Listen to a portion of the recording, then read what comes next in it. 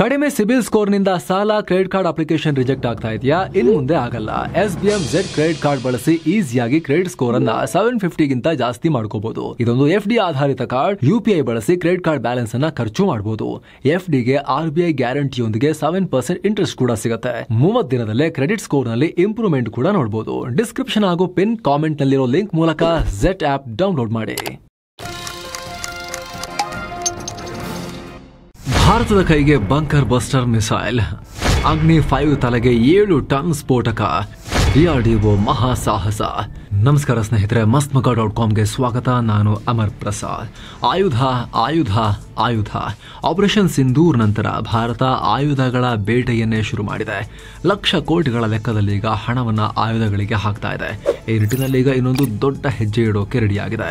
ತನ್ನ ಬಳಿ ಇರೋ ಬಲಿಷ್ಠ ಮಿಸೈಲ್ಗೆ, ಭಾರತದ ಅತಿ ಶ್ರೇಷ್ಠ ಬಲಿಷ್ಠ ಕ್ಷಿಪಣಿ ಅಗ್ನಿ 5 ಮಿಸೈಲ್ಗೆ 7,000 kg ಸ್ಫೋಟಕವನ್ನ ಕಟ್ಟೋಕೆ ಮುಂದಾಗಿದೆ. ಇರಾನ್ ಮೇಲೆ ಅಮೆರಿಕ ಬಂಕರ್ ಬಸ್ಟರ್ ಸ್ಫೋಟಕವನ್ನ ಹಾಕಿ ಜಗತ್ತನ್ನೇ ತಿರುಗಿ ನೋಡೋ ರೀತಿ ಮಾಡ್ತಲ್ಲ, ಬೆಟ್ಟವನ್ನ ಕೊರ್ಕೊಂಡು ಹೋಗಿ ಒಳಗಡೆ ಡಮ್ ಅನಿಸ್ತಲ್ಲ, ಅದು ಇದರ ಬೆನ್ನಲ್ಲೇ ರಕ್ಷಣಾ ಲೋಕ ಸಂಚಲನಕ್ಕೆ ಒಳಗಾಗಿದೆ. ಇದೇ ಸಂದರ್ಭದಲ್ಲಿ ಭಾರತ ತನ್ನ ಅಗ್ನಿ 5 ಕ್ಷಿಪಣಿಗೇನೆ ಆ ಪವರ್ ಕೊಡೋಕೆ ಮುಂದಾಗಿದೆ.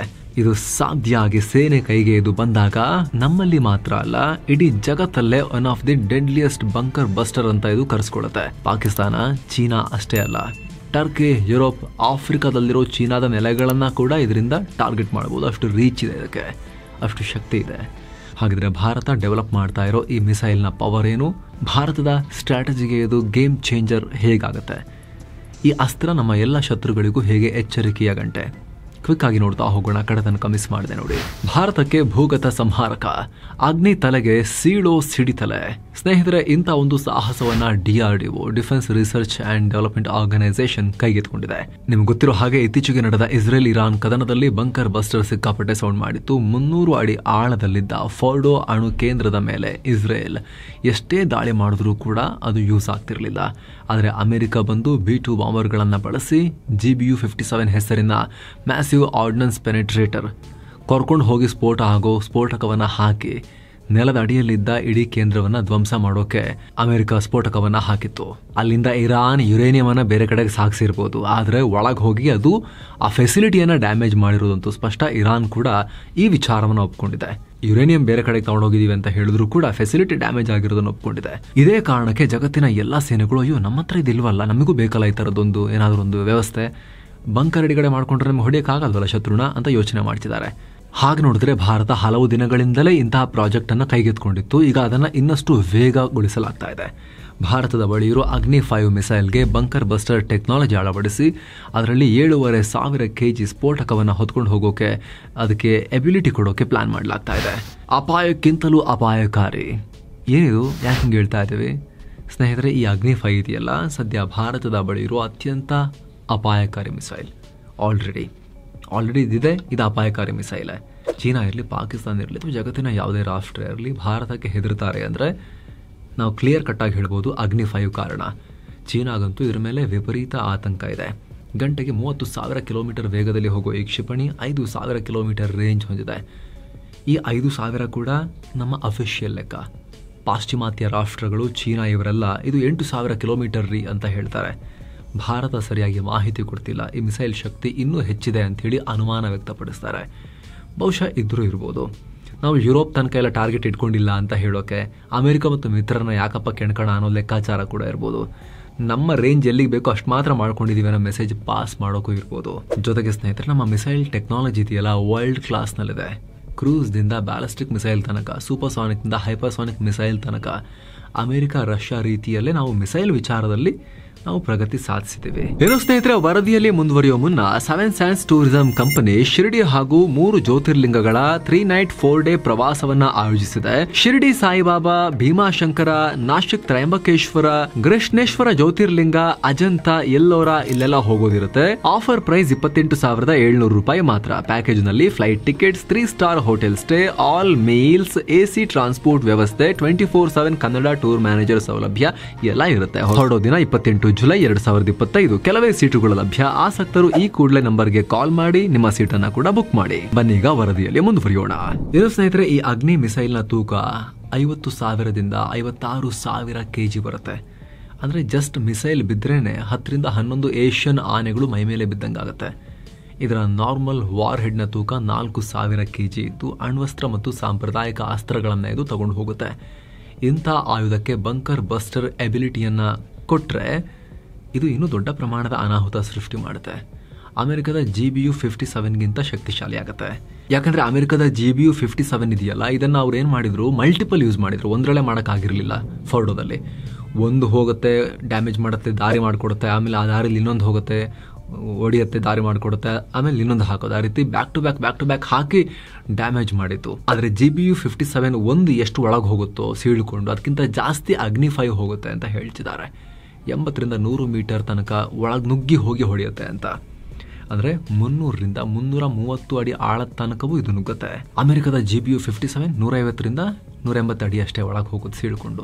ಮಲ್ಟಿಪಲ್ ಹಾಕಬೇಕಾಗತ್ತೆ. ಇದು 2 ಮಾಡೋ ಕೆಲಸವನ್ನು ಒಂದೇ ಮಾಡುತ್ತೆ ಅಂತ ಹೇಳ್ತಿದ್ದಾರೆ.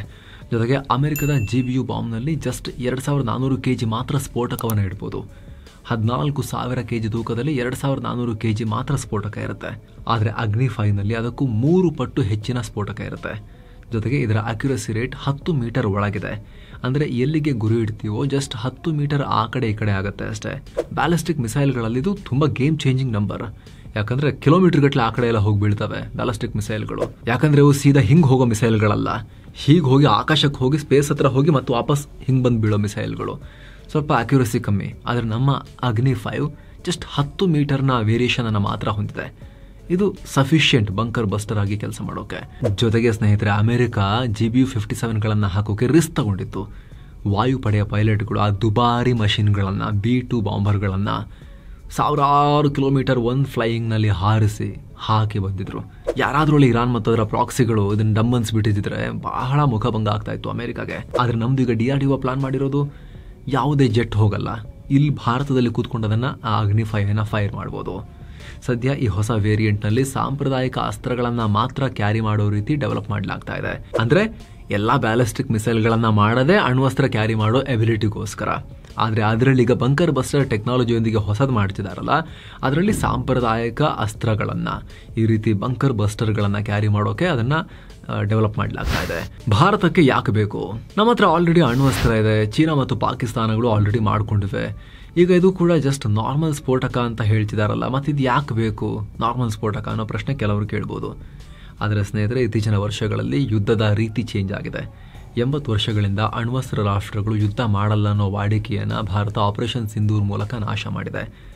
ಪಾಕಿಸ್ತಾನ ಹತ್ರ ಅಣ್ವಸ್ತ್ರ ಇದ್ರೂ ಕೂಡ ತಲೆಹರಟೆ ಮಾಡಿದ್ರೆ ತಲೆ ಮೇಲೆ ಕೊಟ್ಟು ಕೂರಿಸ್ತೀವಿ, ಅಣ್ವಸ್ತ್ರನ ನಮ್ಮ ಹತ್ರನೂ ಇದೆ ಅನ್ನೋದು ಮೆಸೇಜನ್ನು ಭಾರತ ರವಾನೆ ಮಾಡಿದೆ. ಸೊ ಈಗ ಸಣ್ಣ ಪ್ರಮಾಣದ ಕಾನ್ಫ್ಲಿಕ್ಟ್ಗಳು ಆದಾಗ ಅಣ್ವಸ್ತ್ರ ಇಬ್ಬರೂ ತೆಗಿಯಲ್ಲ, ಅಣ್ವಸ್ತ್ರದ ಲೆವೆಲಿಗೆ ಹೋಗದೇನೆ ಹಾಗೆ ಬಡಿದಾಟ ಮಾಡೋಕೆ ಸಾಧ್ಯ ಇದೆ ಅಂತ ಭಾರತ ತೋರಿಸಿದೆ. ಅಂಥ ಟೈಮ್ನಲ್ಲಿ ನಮ್ಮ ಹತ್ರ ಜಗತ್ತಿನಿಂದ ನಿರ್ಬಂಧಕ್ಕೆ ಒಳಗಾಗದ ಸಾಂಪ್ರದಾಯಿಕ ಅಸ್ತ್ರಗಳು ಬೇಕಾಗುತ್ತೆ. ನ್ಯೂಕ್ಲಿಯರ್ ಮುಟ್ಟದೆ ವೈರಿಯನ್ನು ಹೊಡೆಯುವ ಎಬಿಲಿಟಿ ಬೇಕಾಗುತ್ತೆ.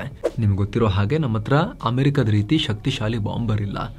ಜೊತೆಗೆ ಆಗಲೇ ಹೇಳಿದ ಹಾಗೆ ಬಾಂಬರ್ ಇದ್ರೂ ಕೂಡ ಅದನ್ನು ಶತ್ರು ರಾಷ್ಟ್ರದ ಮೇಲೆ ಕಳಿಸಿ ಹಾಕಿ ಬರೋ ತನಕ ಅವರೇನು ಕೆಳಗಡೆ ಕಡಲೆಪುರಿ ತಿಂತ ಕೂತಿರೋದಿಲ್ಲ. ಇಸ್ರೇಲ್ ಏನೋ ಇರಾನ್ನ ಎಲ್ಲ ಏರ್ ಡಿಫೆನ್ಸನ್ನು ವಾಯುಪಡೆಯನ್ನು ಮಲಗಿಸ್ಬಿಟ್ಟಿತ್ತು, ಆಮೇಲೆ ಅಮೆರಿಕ ಹೋಗಿ ಹಾಕಿ ಬಂತು. ಆದರೆ ಎಲ್ಲ ಕಡೆ ಅದೇ ಸಿಚುವೇಶನ್ ಇರೋದಿಲ್ಲ. ಸೊ ದೊಡ್ಡ ಮಟ್ಟದ ಸ್ಫೋಟಕ ಹಾಕೋಕೆ ಮಿಸೈಲ್ಗಳ ಮೂಲಕ ನಮಗೆ ಸಾಧ್ಯ ಆಗುತ್ತೆ ಅಂತ ಹೇಳಿದ್ರೆ ಅದು ಅದ್ಭುತವಾದ ಪವರನ್ನು ಭಾರತ ಕೊಡುತ್ತೆ. ಜೊತೆಗೆ ನಿಮಗೆ ಗೊತ್ತಿರಲಿ, ಬ್ಯಾಲಿಸ್ಟಿಕ್ ಮಿಸೈಲ್ಗಳನ್ನು ಇಂಟರ್ಸೆಪ್ಟ್ ಮಾಡೋದು ತುಂಬ ಕಷ್ಟ, ಅದನ್ನು ಕ್ಯಾಚ್ ಮಾಡೋದು ತುಂಬ ಕಷ್ಟ. ಯಾಕಂದರೆ ನಿಮಗೆ ಆಲ್ರೆಡಿ ಹೇಳಿದ ಹಾಗಾದರೆ ಟ್ರಾಜೆಕ್ಟ್ರಿನೇ ಆಗಿರುತ್ತೆ, ಅದು ಬರೋ ರೀತಿನೇ ಆಗಿರುತ್ತೆ. Very difficult to intercept. ಒಂದು ವೇಳೆ ಪಾಕಿಸ್ತಾನದ ಮೇಲೆ ಇದನ್ನು ಬಳಸಬೇಕಾಗ ಬಂದರೆ, ಒಂದು ವೇಳೆ ಇದನ್ನು ನಮ್ಮ ಅಂಡಮಾನ್ನಿಂದ ಹಾರಿಸಿದ್ರೂ ಕೂಡ ಇದು ನುಗ್ಗಿ ಡಮ್ ಅನ್ನೋ ತನಕ ಅವರ ಕಣ್ಣಿಗೆ ಕಾಣಿಸಲ್ಲ.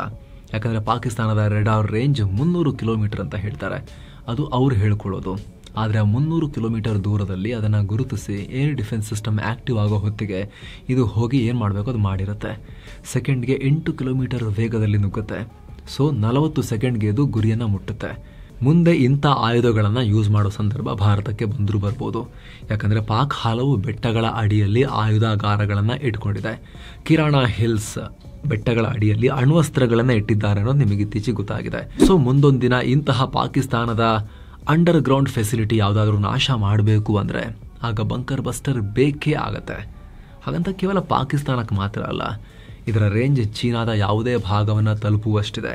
ಸೊ ಚೀನಾದ ಬಳಿಯೂ ಬೆಟ್ಟಗಳ ಅಡಿಯಲ್ಲಿ ಮಿಸೈಲ್ ಸಿಟಿಗಳು, ಬಂಕರ್ಗಳಿವೆ. ಹಾಗೆ ವಾಯುನೆಲೆಗಳು, ರೇಡಾರ್ ಸೆಂಟರ್ಸ್, ಆರ್ಮಿ ಕ್ಯಾಂಪ್ ಎಲ್ಲವನ್ನ ಚೀನಾ ಕಟ್ಕೊಂಡಿದೆ. ಇಂಥವುಗಳು ಮತ್ತೆ ಏಳಬಾರದ ರೀತಿಯಲ್ಲಿ ಶಾಶ್ವತವಾಗಿ ಅಂಡರ್ಗ್ರೌಂಡ್ ಸಮಾಧಿ ಮಾಡಬೇಕು ಅಂದರೆ ಬಂಕರ್ ಬಸ್ಟರ್ ಬೇಕು. ಚೀನಾದಿಂದ ಹೊರಗೆ ಆಫ್ರಿಕಾದ ಜಿಬೂಟಿಯಲ್ಲೂ ಚೀನಾಗೆ ನೆಲೆ ಇದೆ. ಅಲ್ಲಿಗೂ ದಾಳಿ ಮಾಡಬೇಕಂದ್ರೂ ಕೂಡ ಇದರಿಂದ ಮಾಡ್ಬೋದು. ಅದು ಕೂಡ ಇದರ ರೇಂಜ್ ಅಡಿಯಲ್ಲಿ ಬರುತ್ತೆ. ಇದೆಲ್ಲದರೊಂದಿಗೆ ಭಾರತದ ಸೆಕೆಂಡ್ ಸ್ಟ್ರೈಕ್ ಸಾಮರ್ಥ್ಯಕ್ಕೆ, ಡೀಪ್ ಸ್ಟ್ರೈಕ್ ಮಾಡೋ ಕೇಪಬಿಲಿಟಿಗೂ ಇದು ತುಂಬ ಬಲ ಕೊಡುತ್ತೆ. ಶತ್ರುಗಳ ವಿರುದ್ಧ ಸೈಕಲಾಜಿಕಲ್ ಪ್ರೆಷರ್ ಕ್ರಿಯೇಟ್ ಮಾಡುತ್ತೆ. ಇದು ಭಾರತದ ಹತ್ರ ಇದೆ ಅಂದರೂ ಕೂಡ ಶತ್ರುಗಳು ಹಿಂದೆ ಮುಂದೆ ನೋಡಬೇಕು, ಆ ರೀತಿಯ ಒಂದು ಪವರನ್ನು ಇದು ಕೊಡುತ್ತೆ.